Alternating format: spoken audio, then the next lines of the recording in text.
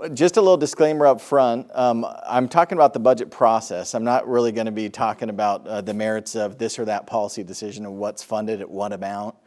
I know there's lots of different feelings, a lot of different political sides of government finance and government funding. But we're really just talking about the process of how the city council works with the city staff to establish the budget each year and how you as citizens can be involved. Like Al said, the budget really is probably one of the most important decisions that the city council has to make each year. Our budget is about $40 million each year from different revenue sources. So for that decision to decide what plan that they're going to spend that $40 million on is kind of an important one.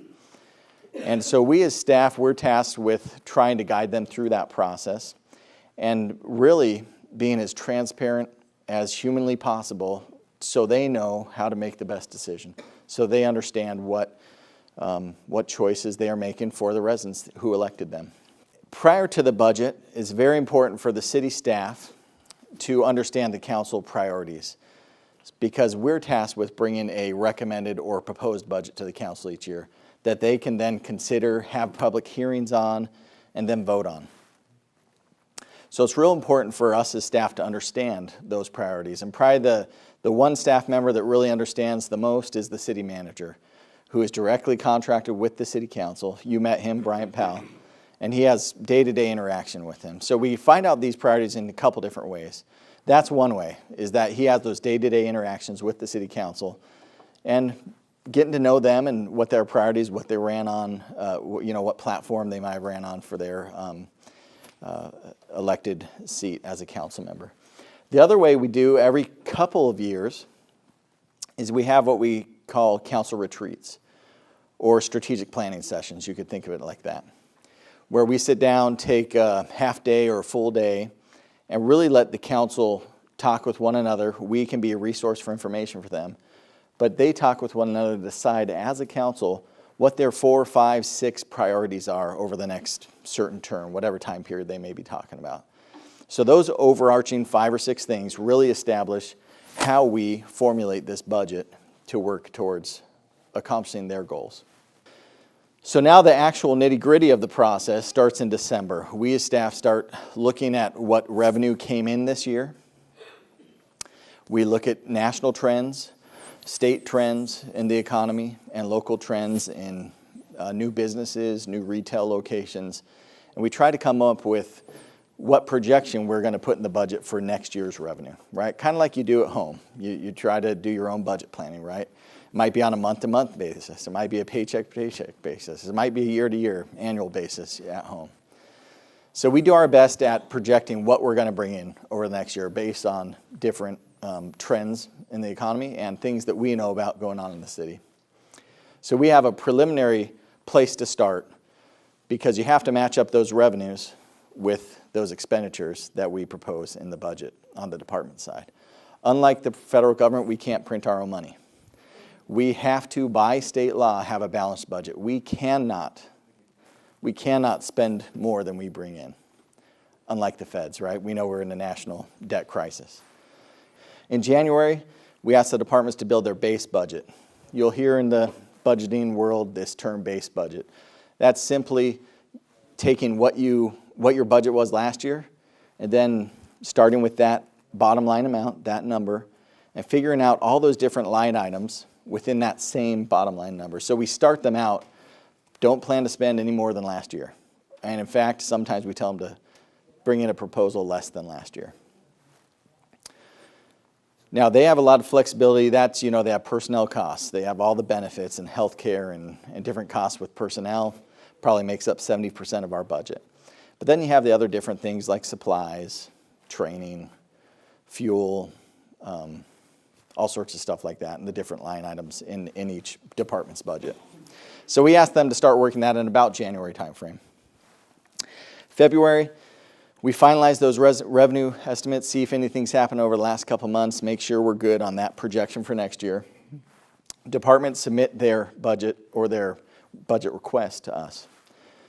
We start meeting as a budget committee, which consists of me, our finance director, and a few other key staff in the finance department. And we start meeting one-on-one with departments and really fleshing through each line item. And many here can attest, we really kind of grill them and go through every line to make sure we understand what they're asking for and what they're trying to do. We come up as a budget committee in about the March timeframe and submit a proposed budget to the city manager.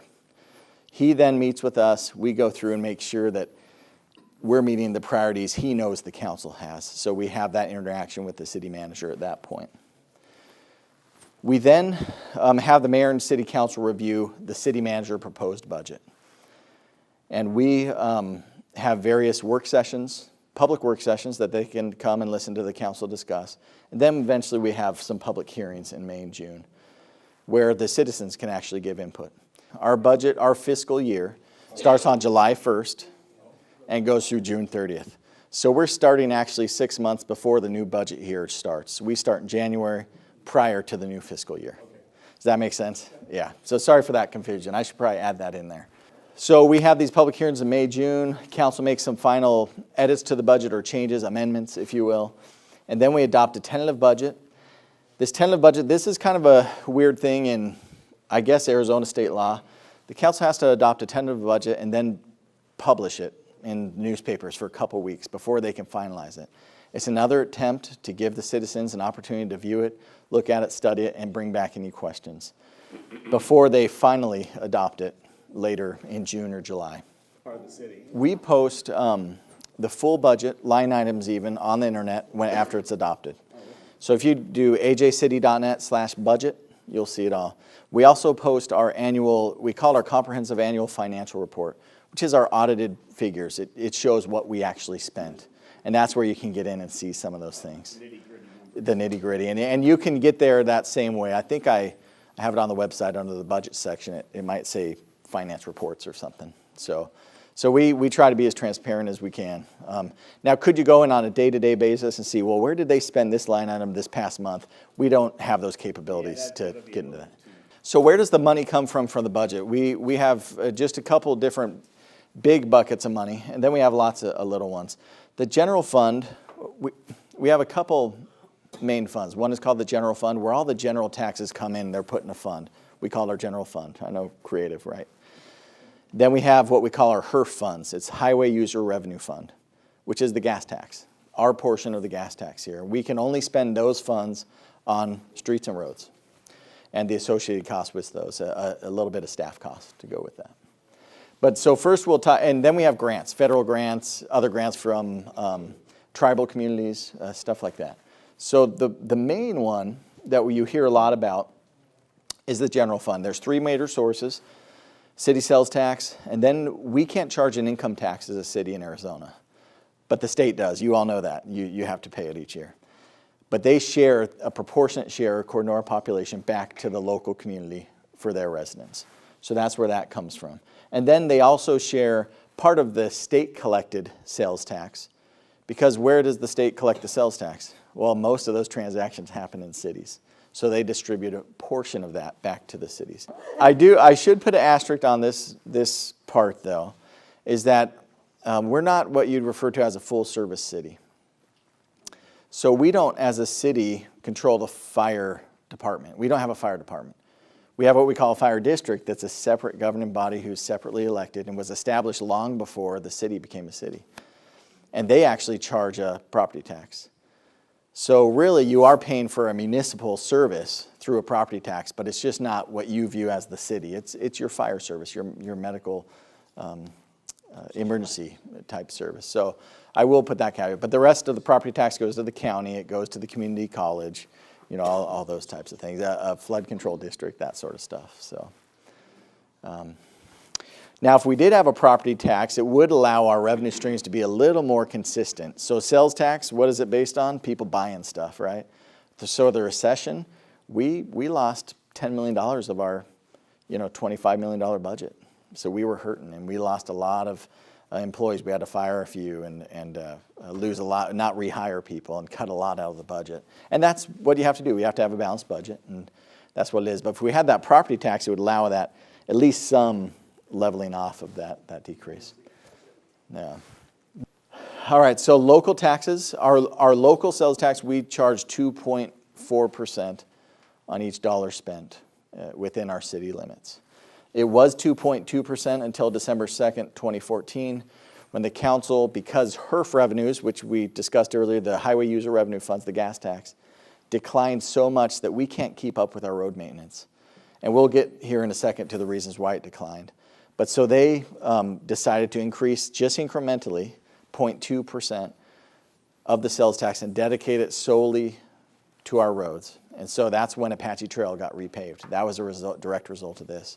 And most of the reconstruction you see now is because of that tax. Otherwise, it's filling potholes. Might be doing a little bit of crack seals in neighborhoods. And you might see some of that around town, you know, wondering, well, when is this going to get fixed? When is that going to get fixed? And it's hard to keep up when the funding, we went from $8 million in the HERF fund to $3 million per year. So that really, really makes it hard on the system of roads. Here's just a little pie graph of the different revenue sources. Our city sales tax, that 2.4%. This is the intergovernmental, which is the sales tax, shared sales tax from the state, the income tax from the state. This is our licenses and permits and fees, you know, when you want to build a new home or a new business, you know, that's what that part is. Then our fund balance, this is, we set aside a small part of our savings account each year as a contingency amount. So we plan an expenditure of about $1 million a year, and we say if we have to, if some emergency comes up, like a flood washes out a road, we'll have this contingency amount that we can spend. We don't just spend that savings willy-nilly. It's all on an emergency type basis. So that's what that little chunk or that slice represents. This is just a historical perspective of the numbers of how we went down in the local city sales tax in the recession. Then we're coming back up a little bit. State share revenue, same thing. They're lagging a little bit behind. I think DOR distributes the funds they collect back to the cities like 2 years in arrears or something. So they're kind of behind in that.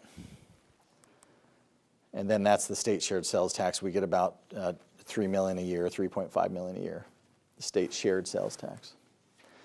These are the main essential city services the general fund pays for. Basically everything except the roads. Police, Parks and Rec, Library, Public Works. This is actually incorrect. Public Works, Streets and Engineering is HERF. Where'd I go? That should actually say like building maintenance and our fleet motor pool. The court, development services, your planning, your building, your permits, and other services, your administration, your finance department, your city clerk for elections, your city attorney, that sort of thing. Okay, so HERF, two main components. We get our distribution from the gas tax from the state, and then Pinal County has a sales tax, 1.1%. That's just for roads too, and they distribute a small portion of that to the cities as well. So you see it gets real complex, all these different revenues real fast. And all of those, both those sources are dedicated only to roadways. HERF collections, I wish I went back a little further. If we went back 3 more years, you'd see 8 million up there, and it eventually went down. Then we took a big hit after the census. So not only people driving more fuel-efficient cars, they're driving less because of the recession. We also had other cities in the county grow faster than us. So you think of Casa Grande, you think of Maricopa, and so their proportionate share of that sale or that Pinal County sales tax dedicated to roads outgrew our percentage. So we got less here starting in 2012 after that new census was taken. We bring in about $4 million there for HERF a year. Streets and engineering, you got to plan and you have to engineer your roads before you can build them. So that's what that engineering is. And then streets is really our crews that do the potholes, but then we outsource a lot. We privatize a lot of the road building. So we'll have a lot of contracts and bids and RFP processes to build roadways. We continue to be very conservative in our budgets. You know, we're planning 2% growth a year for the last several years, and we don't see that changing anytime soon until some major population growth happens or major influx of other, new employers and stuff like that.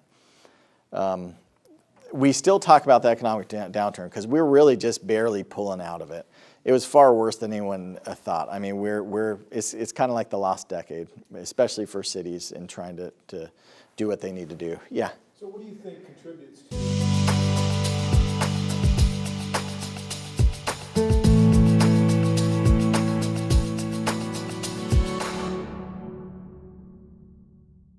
As an instructor, yes, everybody has to open up their book and pick out the first one. We'll read it from cover to cover, and then we'll go to the next one, right? No, we're not going to do that. You can look at it at your leisure, and you can refer to it. But basically, it's a lot of information just to tell you about our college. Now, I'm not sure if I'm supposed to give you any pointers on leadership, but I'm going to give you a couple pointers on leadership anyways, okay? In my experience, it's been a couple of key things that I always try to rely on is if you have a vision, share it, okay? You definitely have to. And you just can't share it. You know what you really have to do is make everybody else share your vision. If it doesn't work, you're not going to get very far. Okay? All your good ideas, if nobody buys in. So what you have to do is more like a sales job. And you have to convince everybody that this is the direction we should go. Or you let them come to the conclusion. Or you let them develop the vision. Now, the next thing leadership really has to do, in my belief, is actually build up a lot of collaboration. So like you're doing right now, you're meeting together, you're talking, hopefully you're discussing ideas that are important to you, and you're learning things. So collaboration is going to be extremely key.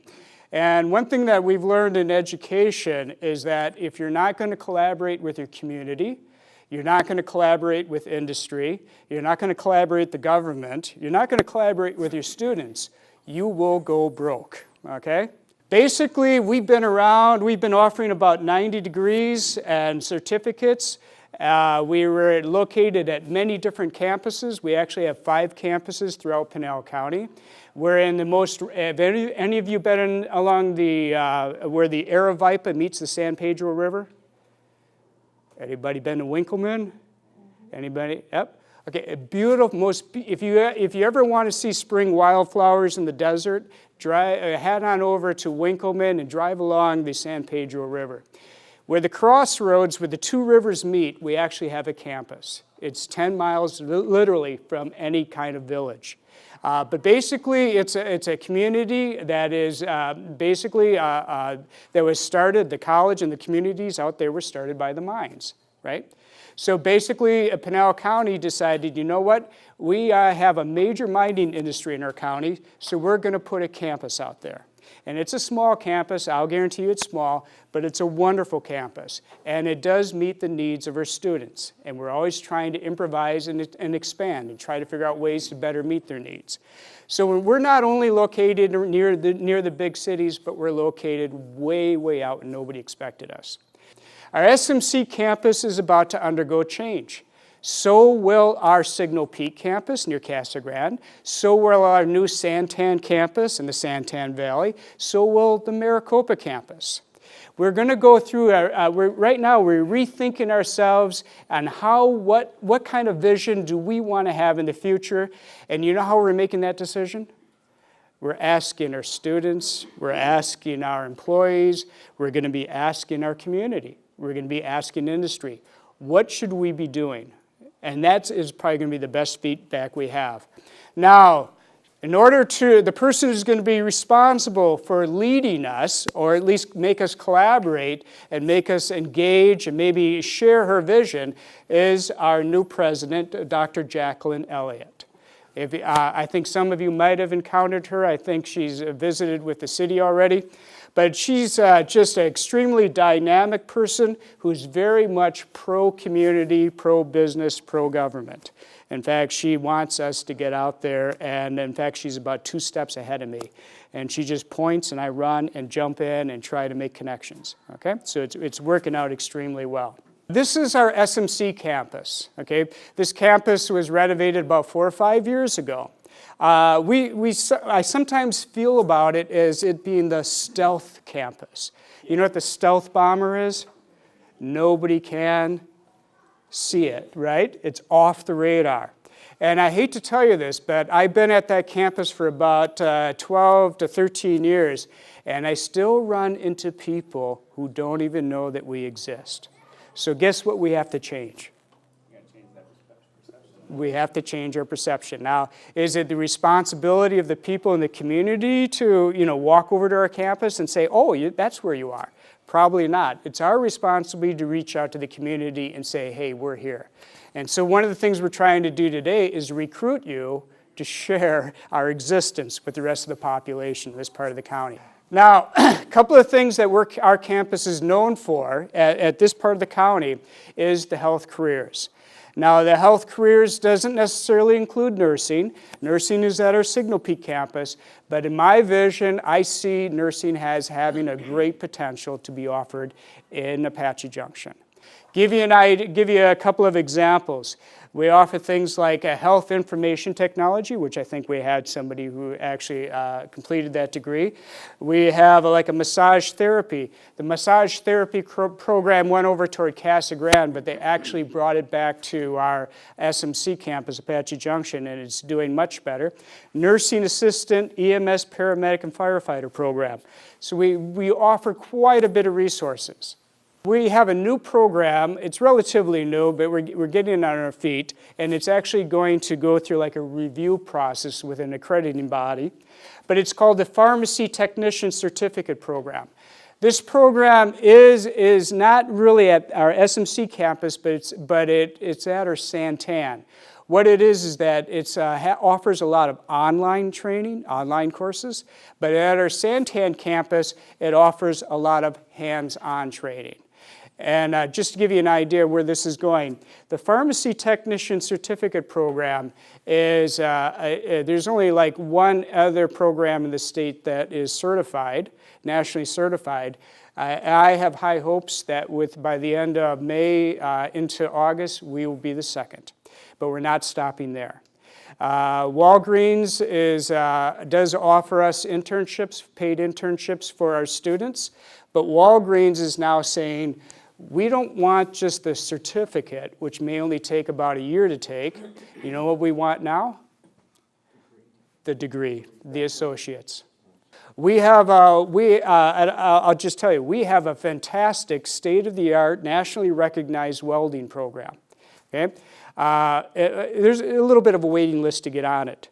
Before the people can finish their program, they have jobs. The thing is that they finish up mostly with a certificate, which gives them highly qualified, which is great. I mean, it's fantastic. But in the future, welding if welding is pretty technical, pretty high-end, it may actually, we also offer a 2-year degree. It's more of a high-tech field. So, give you a couple of ideas. Pharmacy Tech program right now, offers an internship. We have arrangements with different hospitals, different locations. And basically, it's, like I said, it's seeking to become the second accredited program in Arizona. It's actually doing extremely well. Another program, this is another stealth program. What does stealth mean? Nobody knows about it.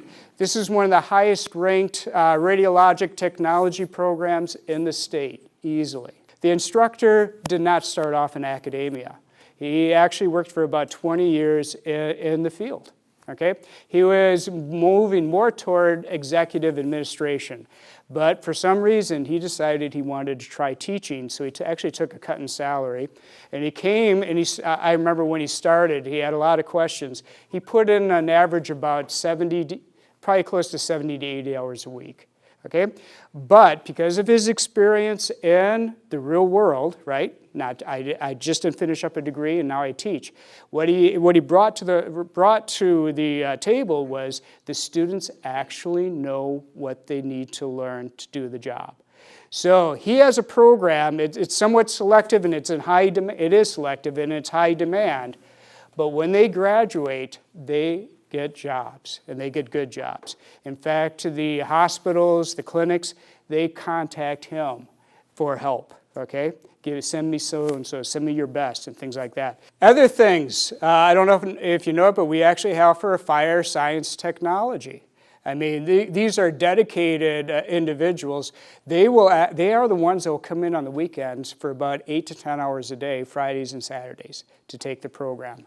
And we have a very, very nice program. They dedicate about 2 years to get through it. They have different certifications, driver, operator, fire service operations, even Wildland Firefighter 1. Other things, this is an area that's actually beginning to boom. In fact, ASU is developing, and we're trying to, they actually found out about our program, and they're actually we're developing a partnership with them, and then we're going to develop some partnerships with other institutions, hopefully with like EVIT, and with the state. We have a community health worker certificate that just started. It's doing fairly well. We're getting it up off the ground, but this has great potential. Community health, our certificate, it does have a tendency to focus more on what people think, a little bit more of a clinical setting, right? But health workers is getting very broad. So the state of Pinal County, the county of Pinal is actually trying to partner with the state and talk about all factors that contribute to your health. So for example, transportation, roads, okay, how they can contribute to your health. Now there's other things, other challenges. One of the things that we always encounter is students that are basically, maybe they didn't complete high school, maybe they just don't, they can't find a good job, they don't know what to turn to, financial aid isn't a possibility, or they maybe don't want to apply to the federal government, try to get loans and things like that. Well, the state of Arizona actually has a fantastic program out there. It's called Arizona at Works. This is a program that's trying to basically support those 16 to 20-year-olds that are trying to get jobs and trying to get more education. Basically, they can, what's so great about this program is not only can we give you the strong guidance that you need, match you up with a program that you're interested in, but what we can do is we can actually get you a paid internship. So in other words, you say to yourself, oh, okay, I want to go into this field, but I don't have the money. Guess what? We'll help you with tuition and books. Then you can say, okay, but that requires me to do an internship, and I have a kid to support and things like that. Guess what? We'll help you receive payments. In fact, we'll work with the employer and say, hire this person, they have these skills, we screened them, we trained them, we will pay for them as they work for you. And the intent is that if they prove themselves, then the employer picks them up. Okay, so it's a nice little program. It's one of the best ones. And with this one, believe it or not, do you know that we have, in EVIT and technical programs, technical schools that they offer in high schools?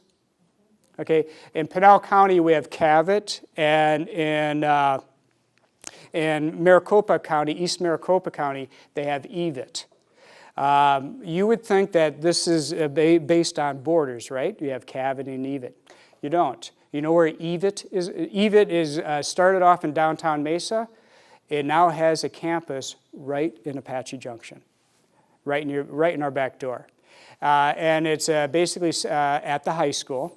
And so what we're doing is, with this program, we're trying to talk to them and start talking about how we can partner with them so that people can learn real jobs, real trades. For example, we just had a question about construction. Okay, EVIT has a construction program based out of their downtown office. And this program here can be used, if you're in the right age group, to support that. But EVIT offers an outstanding construction program. And it's for high school. If you're in high school, you would get no tuition. Unfortunately, as an adult, there is a tuition attached to it. But the person who's developing their construction program has already raised about $2 million. To support it. In other words, lining up jobs, lining up internships. And it's quite exceptional. Now, I've been talking...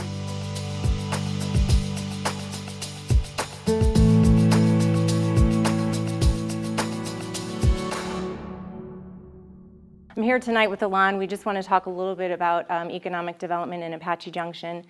And I have to start by saying every year I tell Alon that I'm going to quickly do my presentation and hand it over to him.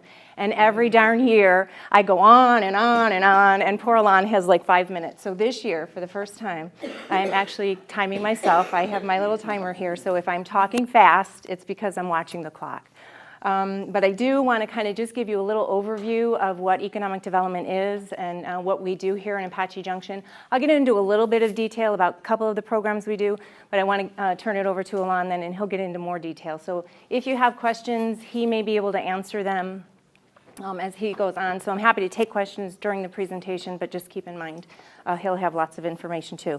Economic development, the vision for economic development in Apache Junction is basically to encourage favorable site selection for business. We are the one department that is really encouraging. We're not red tape. I always say, you know, I'm from the city of Apache Junction, and people kind of shudder when you say you're from the city. But we truly are the department that does try to help collaborate with people, find partners, and have them choose Apache Junction as their future location. We do that by giving them data, information, working with workforce teams, and all kinds of different ways, but we do want businesses to locate here. We also champion redevelopment and infill for the highest and best use. We're an older community, but we're relatively young since we've been incorporated. So we've got lots of locations throughout the city that are older, maybe a little bit blighted, and there's opportunities for redevelopment.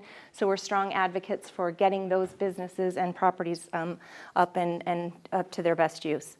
We do this to improve the quality of life for the people who live here and for the businesses that are here so they can be successful, because everybody working together to make AJ better, of course, just simply makes it a great place to live. We do this, we provide excellent customer service, or at least we try. Again, like I said, we are the advocates for business that come into the community. I believe every city employee should be a business advocate, but we commit to being business advocates. We have to create partnerships. Alon and I cannot do this on our own, so we look for every partner out there that we can work with that can help us achieve our goals. We provide support and resources to our existing businesses. If you've never heard it, it is absolutely true that it's much easier to retain a business that's already in your community than to go out and recruit one and invite them to come.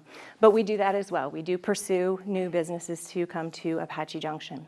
We are a team of 2. That's our whole department. Like I said, we leverage partnerships. Through the Arizona Commerce Authority, that's a state agency that actually works nationally and internationally to try to get businesses to look at Arizona to relocate. Greater Phoenix Economic Council is kind of a little bit more regional. They're in the Phoenix metro area. There's about, I think, 13 or 14 municipalities that belong to, it's called GPAC, Greater Phoenix, and they do the same.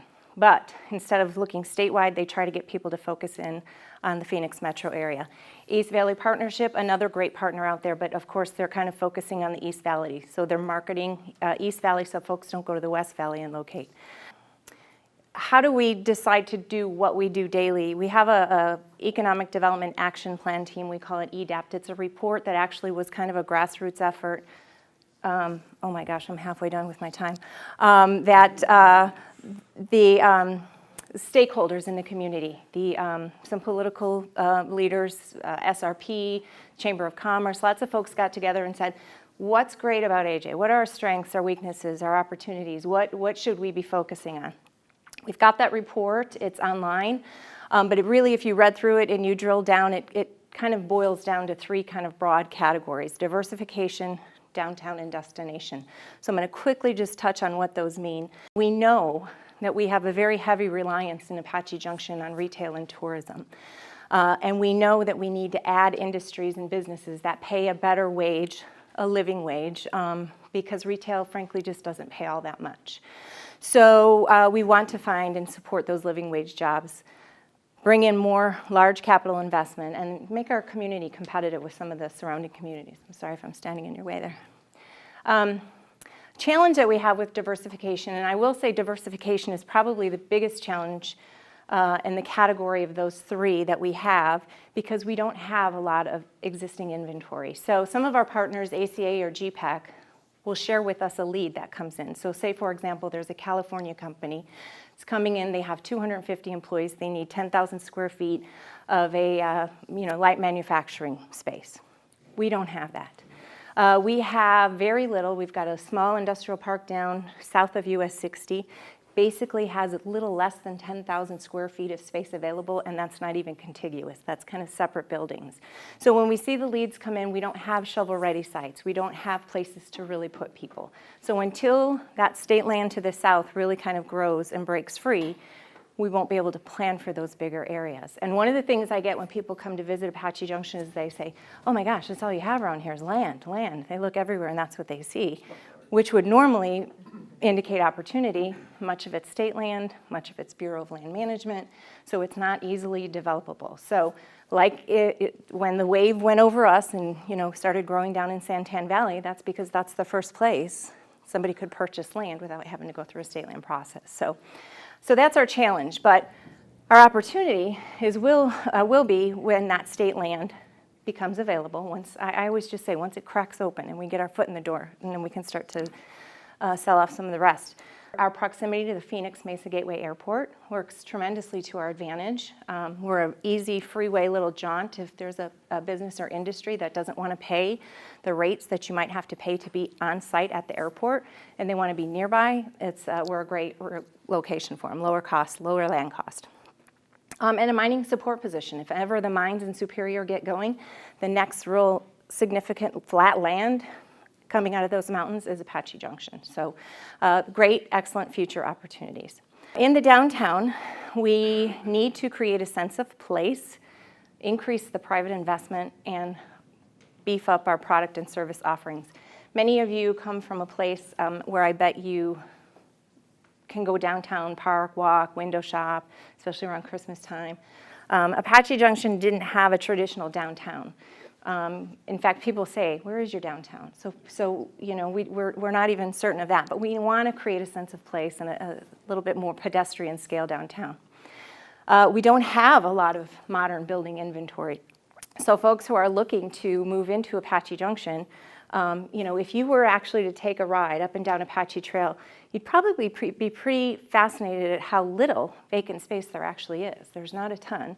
And what is there is sometimes subpar, especially the smaller places, not a lot of parking.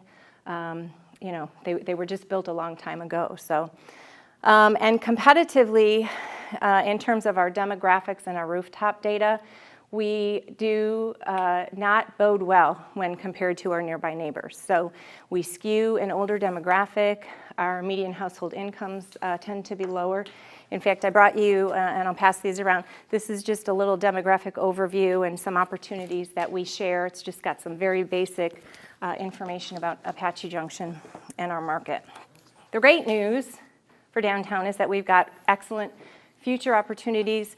The planning and zoning, I don't know if you guys have heard from Larry yet, but they rezoned downtown, so we can now have mixed use in there. So if you want to mix residential with business, we can do that. We have invested in some targeted retail recruitment data, so we know what retailers fit our market, and Alon's going to go over that in a short bit. We've got some really great opportunities. We've been making some strides over the last few years downtown, so just a couple of little highlights and examples. We've been able to invest some public monies in some, this is the stretch between Idaho and Phelps Drive. We've done some enhancements for landscaping. It used to just be the big dirt patch like everywhere else along the trail. Additionally, though, we were able to incorporate some stormwater and flooding treatments in there, so that helped. First ever streetscape where we have on-street parking and 2 lanes of traffic was done over on Plaza Drive. The city's downtown streetscape that existed was 6 lanes of traffic and a super wide median. It does not invite you to kind of park your car and get out and walk around. So this is the first time we incorporated that street design. We've come up with a core street design concept. We don't want these all over the city. We just kind of want them in a core downtown area to kind of know and create that sense of place and know you have arrived and you're somewhere different. And the street lights too. For those of you who've been around here for a while, you may love this project or hate this project, but it's the North Apache Trail route that runs in front of the hardware store. This was a before shot, just before the construction started, and then this is the after once we incorporated the streetscape. Trees, sidewalks, benches, just something that makes you feel a little bit more safe and comfortable and inviting. So, and of course, across the street from this This is the segment we just looked at here. Across the street is where the new park is going to go. One of the important things that happened in the last couple of years was the land exchange agreement. The city owned a very small little parcel right here. That was the old library building. What we were able to do in exchange for that was acquire this property here for 3.5 acres. This was about 1/10 of an acre, and we just did a swap. There was no money exchanged or anything, so we felt like we got a pretty good end of the deal. Because we were able to do this, we now have, this was the building, dilapidated, it's gone. So dilapidated, it was a transient haven, lots of bad things happening there. And this was on the 3.5 acres. We had 2 fourplexes that, again, dilapidated, transients, problem projects, so we were able to demolish both of those. Now on the 3.5 acre site, we're gonna get the Flatiron Community Park, which is a park not intended to be your typical tennis courts and basketball courts, but more of a downtown park where you can have art shows or farmers markets and kind of things that draw people into your downtown. So, and the other great part about this deal was the little 1 acre or 1/10 of an acre parcel we had that was right about over here. Our exchange allowed the Fry's Marketplace and this new commercial development going in, bringing us almost about 200,000 square feet of new retail space for Apache Junction. So, the third category is destination. We want to support tourism, and we want to bring more visitors to the area, and we want to let people know, come on out, check Apache Junction, and you might want to call it home someday. So that's part of it too. You hear a lot. People drive through Apache Junction to get to tourist destinations. So part of Alana and I's goal is to figure out how to get those people who are currently now driving through to stop and enjoy Apache Junction while they're here and spend some money while they're here. Right now we just want to elevate awareness of Apache Junction. Here's something that was in the official state visitors guide. So we highlight some of the great events and activities that are out here. We always drive people back down to visitaj.com. visitaj.com. So anytime somebody catches their eye, they can take a look.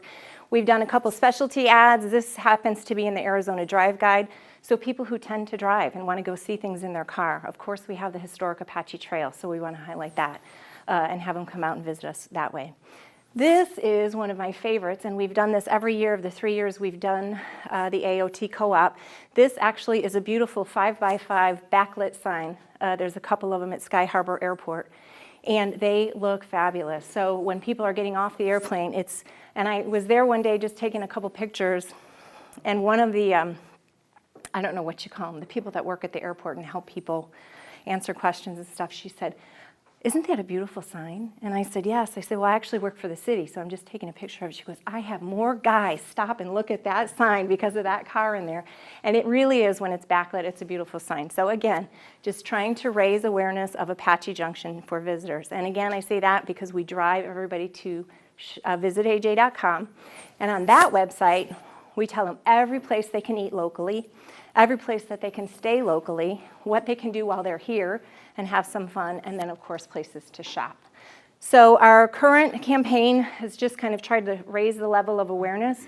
We're going to try to drill down a little bit more and identify who our visitors are, and so we can target them more specifically. We know if we're reaching millennials, they may not be picking up this magazine, but by golly, they're looking at their phone. So we're trying to figure out, how do we reach the people that we want to get here into this community?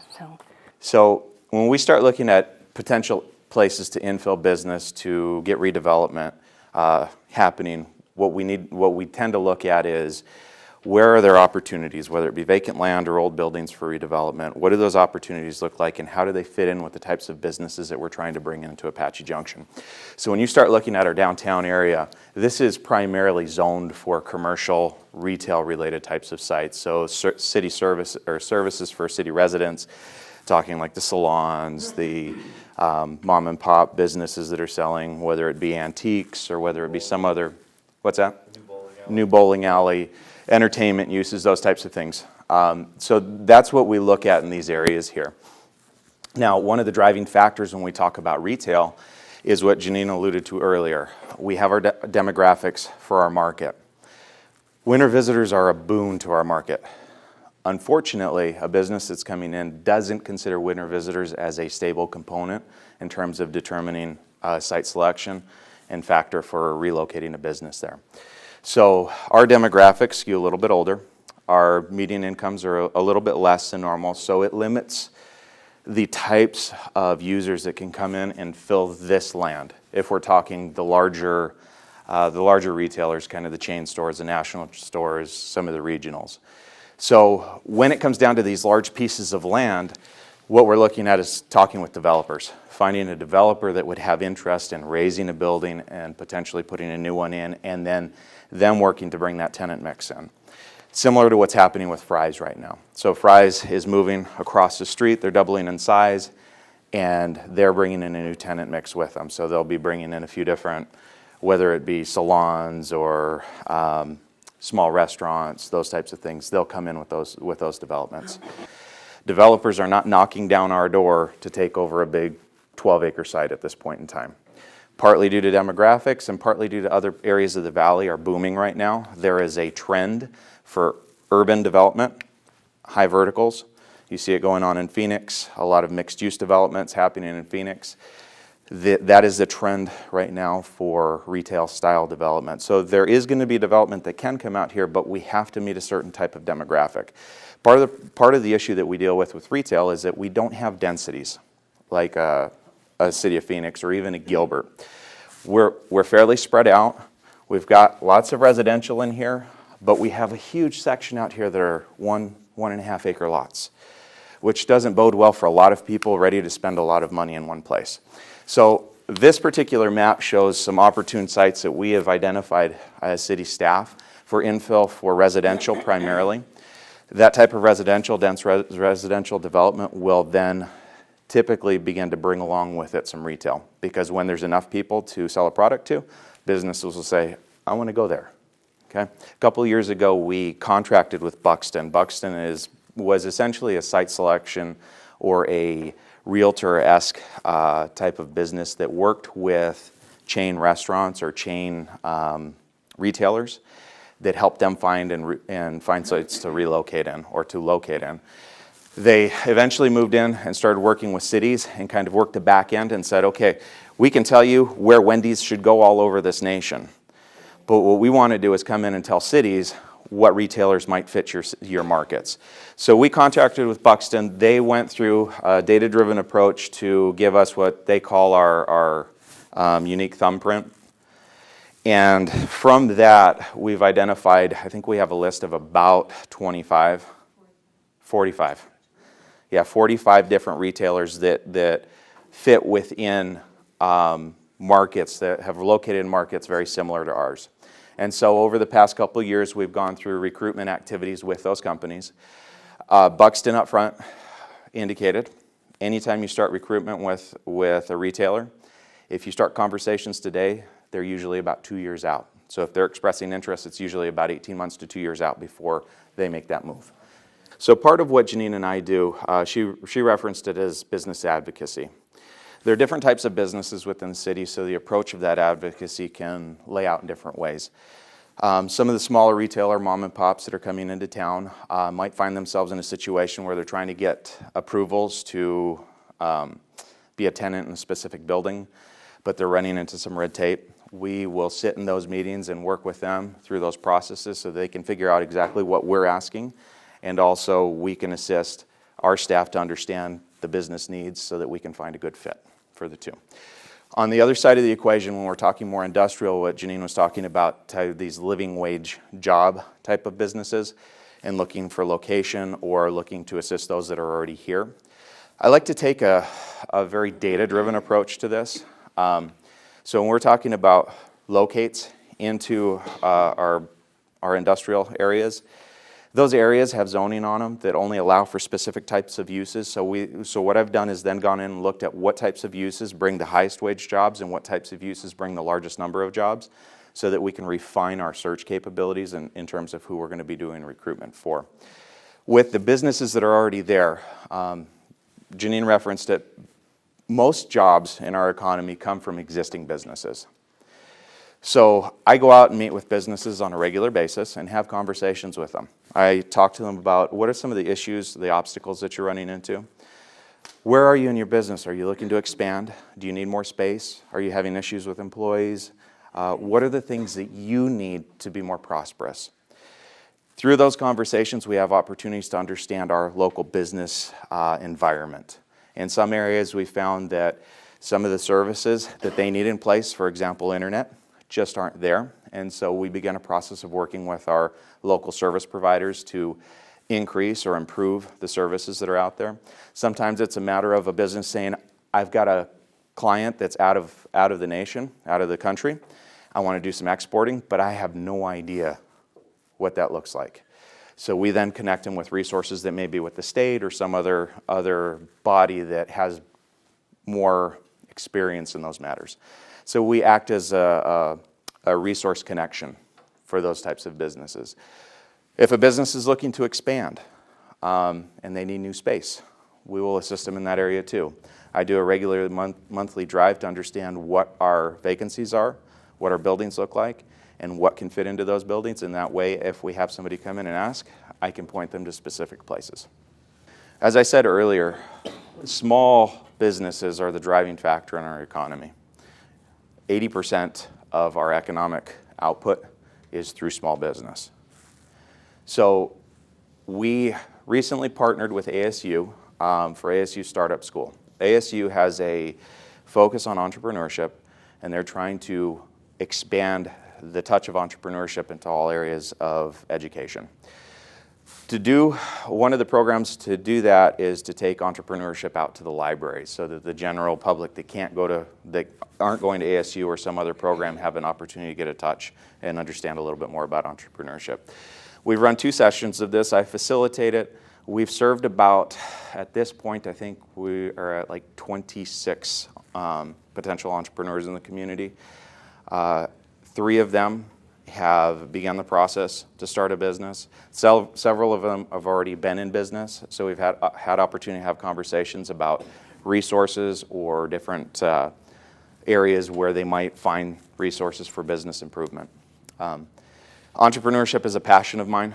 I'm a small business owner. I've owned several small businesses, and in fact, my experience in small business was what drove me into economic development, to be able to do the business advocacy that we do on a daily basis. So, all of that said, do you guys have any questions?